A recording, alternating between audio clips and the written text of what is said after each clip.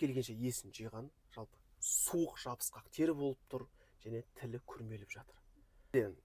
Кардиограмма түсірдік, инфарктқа күдік болды, кардиограмма таза, бірақ фаст тест оң, инсульттің белгілері. Оң жақ қолы сезбейді, оң жақ аяғы дұрыс сезбейді, тілі күрмеліп жатыр.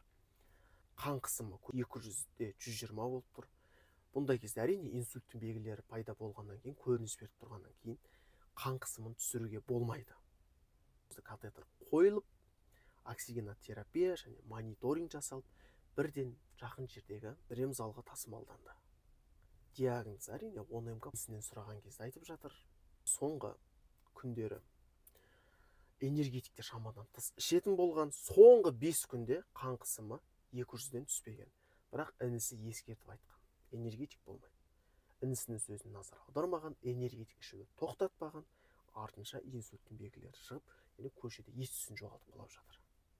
Сол үшін де, достар, айтылатын нәрсе, энергетиктің өзін шамадан тыс қабылдау тіпті адамның өліміне алып келіп жатыр. Жағдайлар өте жиі кездесіп тұрады бізде. Бұл бірінші жағдай емес, екінші жағдай емес.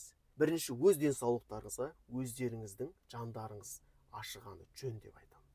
Өйткені жас адамдар инсульт алған жағдайда, инфаркт алған жағдайда жалпы өлім көрсеткіші жоғары болып